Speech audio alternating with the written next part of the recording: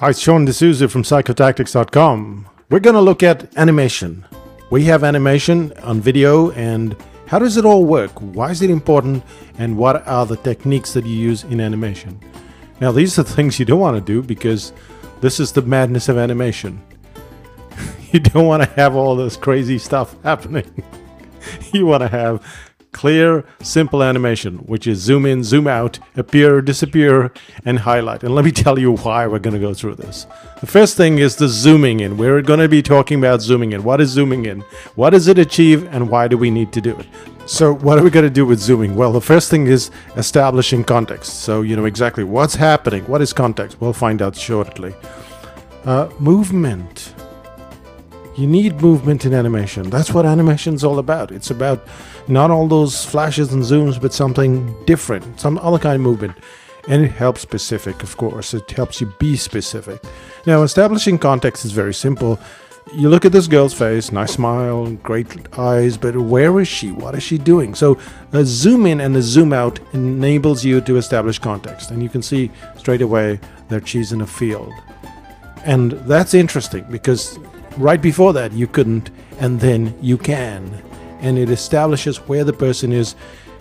And you can have a close-up and then zoom out. Or in this case, you have another close-up. You're wondering, what's this? You can see it's the world, but what is it? And it establishes context. It establishes what's really happening in the picture. Same thing with here. You're looking at a sales page. Well, it establishes context. If you zoom in and you zoom out, it establishes context. It tells you where you are in the picture. So the first thing that animation does, and it does very effectively, I should say effectively, not effectively, effectively is it establishes context. And you saw this in these three examples. But the second thing that it does is it creates movement. And you saw the movement. You saw when you zoom in, it creates that little power, that movement that you expect from animation, instead of just me talking and talking on this dead screen. But notice how boring it is when I just keep talking like that. But when you use animation, you can create movement just by zooming in, zooming out, moving to the left, moving to the right. You're not really changing the picture a lot, not doing a lot. Just by that movement, that forward movement, the backward movement, zoom in, zoom out, that creates movement. And that's what we're looking for. We're looking to establish context. We're looking to create movement. And thirdly, we're looking for specifics. Well, again, we saw the specifics here.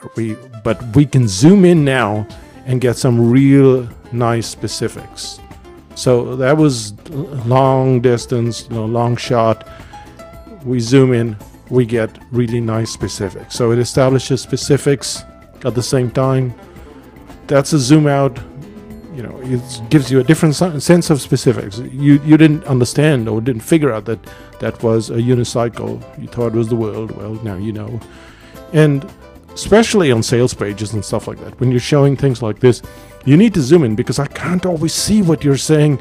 But more importantly, I need to know where you're looking. And there are different ways to do that, but one of the ways is to zoom in and zoom out.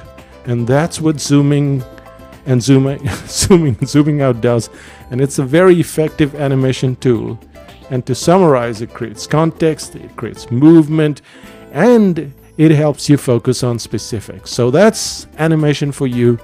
We're going to do appear and disappear next, but we've seen zoom in and zoom out, and then we'll see how we highlight. So that's the end of the first episode on animation, which is zoom in and zoom out. That's me, Sean D'Souza, saying bye-bye, and I'll see you in the next video, where we're going to appear and disappear. Bye-bye.